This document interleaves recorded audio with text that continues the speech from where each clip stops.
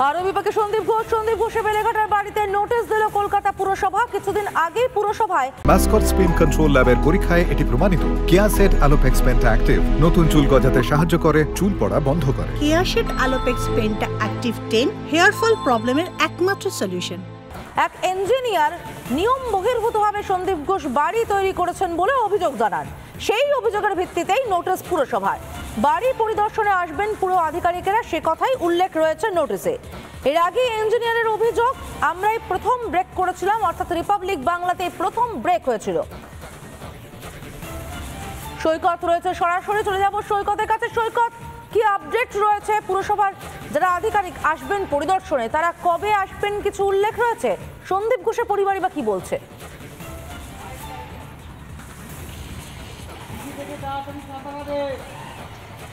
দেখো, সন্দীপ ঘোষের পরিবারের তরফ থেকে এই নোটিশ দেওয়ার পর এখনো পর্যন্ত কোনো রিয়াকশন আসেনি, কিন্তু এই নোটিশে পরিষ্কার উল্লেখ রয়েছে। আমি আরও একবার এই নোটিশটা দেখাবো। এই নোটিশটায় পরিষ্কার উল্লেখ রয়েছে দুজন ইঞ্জিনিয়ার পদমর্যাদার আধিকারিক, তাদের নাম রয়েছে এবং তারা এই 83 বদন রায় লেন, অর্থাৎ যে অ্যাড্রেসে এই বাড়িটিতে 30 তারিখে, অর্থাৎ আগামী 30 তারিখে সকালে 11টা থেকে বিকাল 5টার মধ্যে পরিদর্শনে আসবেন। তারা আসবেন for the purpose of inspection of 4 storage building. অর্থাৎ এই যে অভিযোগ দায়ের হয়েছিল ডিজি বিল্ডিংয়ের কাছে, রিপাবলিক বাংলায় যে খবর আমরা দেখিয়েছিলাম, আমরা ব্রেক করেছিলাম, যে ডিজি বিল্ডিংয়ের কাছে অভিযোগ হয়েছে যে সন্দীপ ঘোষের এই বাড়িটি অবৈধভাবে তৈরি হয়েছে, এমনটা অভিযোগ জমা পড়েছিল। সেই অভিযোগের বেসিসেই কিন্তু কলকাতা পৌরসভার তরফ থেকে আজকে নোটিশ দেওয়া হয়েছে এবং আগামী 30 তারিখ এই কলকাতা পৌরসভার ইঞ্জিনিয়ার পদমর্যাদার দুজন আধিকারিক তারা এই বাড়িটি ইন্সপেকশন করতে আসবেন। অর্থাৎ পৌরসভার যে অভিযোগ দায়ের হয়েছিল যে পৌরসভার বাড়ি তৈরির যে নিয়ম, সেই বাড়ি তৈরির নিয়ম বহির্ভূতভাবে এই বাড়িটি তৈরি করা হয়েছে। অর্থাৎ বাড়ি তৈরির সময় কলকাতা পৌরসভার নিয়মকে কার্যত বুড়ো আঙুল দেখিয়ে এই বাড়িটি তৈরি করেছেন সন্দীপ ঘোষ, এমনটা অভিযোগ দায়ের হয়েছিল ডিজি বিল্ডিংয়ের কাছে।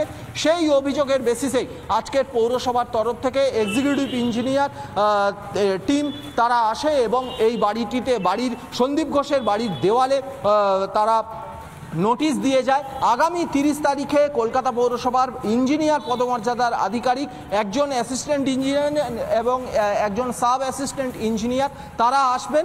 তারা এই বাড়িটিতে ইন্সপেকশন করবেন, তারা খতিয়ে দেখবেন। অর্থাৎ যে অভিযোগ দায়ের হয়েছে সেই অভিযোগের সারবত্তা কতটা তারা খতিয়ে দেখবেন এবং খতিয়ে দেখার পরে তারা একটি রিপোর্ট দেবেন ডিজি বিল্ডিংয়ের কাছে। অর্থাৎ সন্দীপ ঘোষের নাম ইতিমধ্যেই আরজি করে খুন ধর্ষণ মামলায় তিনি গ্রেপ্তার হয়েছেন, আরজি করে দুর্নীতি মামলায় তিনি গ্রেপ্তার হয়েছেন, নাম জড়িয়েছে। এবার সন্দীপ ঘোষের বেলেঘাটার এই বাড়িটি, সেই বাড়িটির বৈধতা অবৈধতা নিয়েও প্রশ্নচিহ্ন উঠে গেল। এই বাড়িটি কি সত্যিই তাহলে অবৈধ নির্মাণ? এই বাড়িটির পুরোটাই কি অবৈধ নির্মাণ, না কিছুটা অবৈধ নির্মাণ? স্বাভাবিকভাবে প্রশ্ন উঠছে, কারণ ডিজি বিল্ডিংয়ের কাছে যে অভিযোগ দায়ের হয়েছিল, সেই অভিযোগ দায়ের হয়েছিল তার ভিত্তিতেই কিন্তু কলকাতা পৌরসভার তরফ থেকে আজকে নোটিশ দেওয়া হয়েছে। আগামী 30 তারিখে দুজন ইঞ্জিনিয়ার পদমর্যাদার আধিকারিক তারা এই বাড়িটি পরিদর্শনে আসবেন সকাল 11টা থেকে বিকেল 5টার মধ্যে। বেশ, আমাদের নজর থাকবে সৈকত, কিন্তু আমরা প্রথমেই দেখে নেব ঠিক কি অভিযোগটা উঠেছে। অভিযোগ উঠেছে পুরসভায় নিয়ম না মেনে বাড়ি তৈরি করা হয়েছে। পুরসভায় নিয়ম না মেনে বাড়ি তৈরি করা হয়েছে, পার্কিং বেআইনিভাবে তৈরি, পার্কিংও বেআইনিভাবে তৈরি। অর্থাৎ বেলেঘাটার যে বাড়ি সেটা পুরসভার নিয়ম না মেনেই তৈরি, পার্কিংও বেআইনিভাবে তৈরি হয়েছে, নির্ধারিত মূল্য কম দেখিয়ে করে কারচুপি। অর্থাৎ বাড়িটার যে মার্কেট ভ্যালুয়েশন আমরা সাধারণত বলে থাকি, বাজার মূল্য যা সেটা কম দেখানো হয়, তাতে কর কম দিতে হয়। পুরসভাকে পদক্ষেপ করতে অনুরোধ করেন ইঞ্জিনিয়ার অংশুমান সরকার।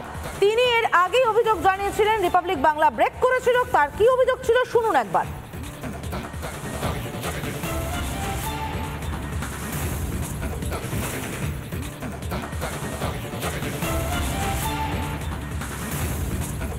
আরজিকর কাণ্ডে যিনি ধৃত সেই সন্দীপ ঘোষ, তার বাড়িটা সম্পূর্ণভাবে বেআইনি উপায় এটাকে তৈরি করা হয়েছে। এবং কিসের ভিত্তিতে এই মেলটা করা হয়েছে সেটা আপনাদের জানাই যে G+3 এই বিল্ডিংয়ের ক্ষেত্রে কলকাতা কর্পোরেশনের পুরো আইন, যেটা 2009 বিল্ডিং রুলসে এটা তৈরি হয়েছে, 2015 সালেতে স্যাংশন নিয়েছে, তাতে গ্রাউন্ড ফ্লোরেতে কার পার্কিং এরিয়াটাকে তিনি কভার আপ করেছেন, যেটা সম্পূর্ণ অবৈধ। এবং যে পরিমাণ ম্যান্ডেটারি ওপেন স্পেস ছাড়া দরকার একটা G+3 এর বাড়ির ক্ষেত্রে সেটা নেই, এবং তার ভিত্তিতেই এই অভিযোগপত্র করা। এবার যে খবরে নজর রাখবো, মুখ্যমন্ত্রীর আজব এক যুক্তি শোনাবো আপনাদের। ট্রেনিং এর পাশে ডিউটিও করবে পুলিশ, কারণ হচ্ছে ঘাটতি রয়েছে। পুলিশের ঘাটতি মেটাতে তাই আজব নির্দেশ মমতার। পুলিশের নিয়োগ আটকে তাও স্বীকার করে নেন মুখ্যমন্ত্রী, এবং সেখানেই ঘাটতি মেটাতে ট্রেনিং এর পাশাপাশি ডিউটি করবে পুলিশ। ট্রেনিং শেষ না করে কিভাবে ডিউটি? নিরাপত্তা নিয়ে এই ছেলেখেলা কেন করছেন পুলিশ মন্ত্রী?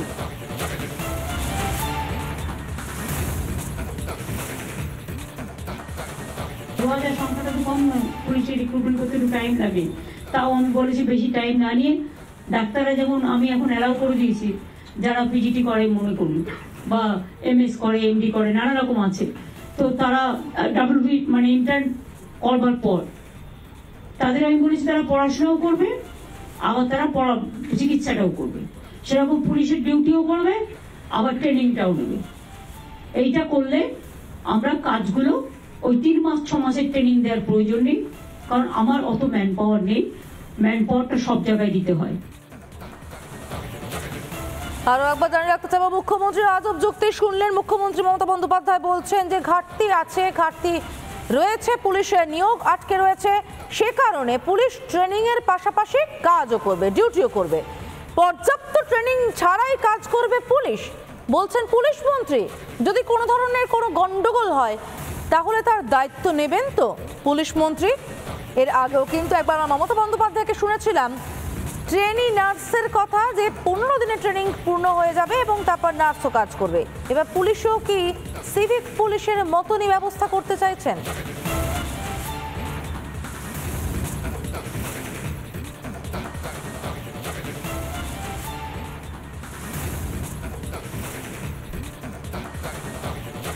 আমি মনে করি নার্সিংয়ের কাজও যারা জানে, স্যালাইন দেয়া, ইঞ্জেকশন করা, অক্সিজেন দেয়া, মেডিসিনটা দেখে ঠিকমতো দেয়া, এইটা ট্রেনিং নিতে 15 দিন ইজ এনাফ। এবং সে একই পথে হেঁটে এবার ট্রেনিংরত পুলিশ ডিউটিও করবে, এমনটাই বললেন মুখ্যমন্ত্রী, পুলিশ মন্ত্রী মমতা বন্দ্যোপাধ্যায়। এ কথা তীব্র সমালোচনা করেছেন বিজেপির রাজ্য সভাপতি সুকান্ত মজুমদার। সাথে কম্প্রোমাইজ হচ্ছে, বাংলার মানুষের সুরক্ষার সাথে কম্প্রোমাইজ হচ্ছে। মাননীয় মুখ্যমন্ত্রী মাঝে মাঝে তাকে স্বপ্নে কেউ দর্শন দিয়ে এইসব আইডিয়া দেয় কিনা আমার জানা নেই, কিন্তু একের পর এক এই ধরনের সিদ্ধান্ত নেন। মাঝে বলেছিলেন 7 দিনে নাকি উনি নার্স বানাবেন, তারপরে 6 মাসে ডাক্তার বানাবেন, এখনো পুলিশও বানাচ্ছেন, সবই সিভিকে নিয়ে চলে যাচ্ছেন। সিপিএম সাংসদ বিকাশ রঞ্জন ভট্টাচার্য, তার সঙ্গে কথা বলেছিলাম আমরা, তিনি কি বলছেন এ বিষয়ে শুনুন।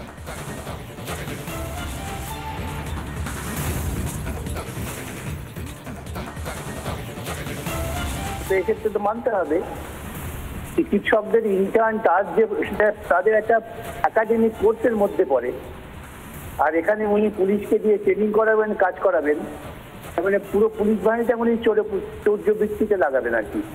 পুলিশের ট্রেনিংটা একটা স্ট্রিক্ট ডিসিপ্লিন ট্রেনিং, সেই ট্রেনিং কমপ্লিট না করে তার কাজ করবার মতো প্রাথমিক যোগ্যতা সে অর্জন করতে পারে না। মাঝখানে উনি ভেবেছিলেন না সিরিজ টিচার করবেন, আসলে ওর তৃণমূলে যে সমস্ত অযোগ্য কাডাররা রয়েছে তাদের এখানে ঢুকিয়ে তোলাবাজিটাকে উনি সম্পূর্ণ নিশ্চিত করতে চান, আর কিছু না। কথা বলেছিলাম প্রাক্তন পুলিশ কর্তা অরিন্দম আচার্যের সঙ্গে, শুনে নেব তার প্রতিক্রিয়া।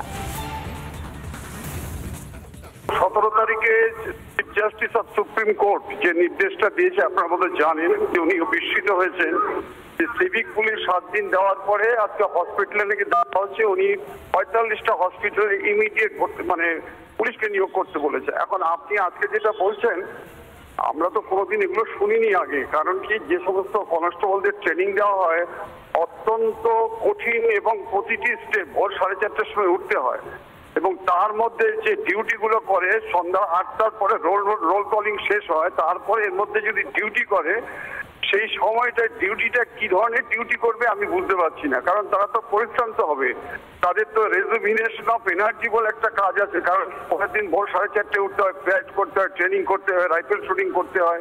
আমি জানি না, কিন্তু মাননীয় মুখ্যমন্ত্রী যখন বলেছেন এটা করতেই হবে, কিন্তু আজকে যে সমস্ত ফোর্স আজকে ডিউটিটা করবে দেখতে হবে যে তারা সত্যি কি সেবা প্রতি মানসিকতা নেওয়ার জন্য কি এই ট্রেনিংটা নেবে। আমার কিন্তু যথেষ্ট সন্দেহ আছে, কারণ এই অবস্থা কিন্তু তারা যে build up of their career যে তৈরি করবে সেই মানসিকতাটা মনে হচ্ছে আমাদের যেরকম ট্রেনিং আমরা করেছি সেটা কিন্তু হওয়া সম্ভব বলে আমার মনে হয় না।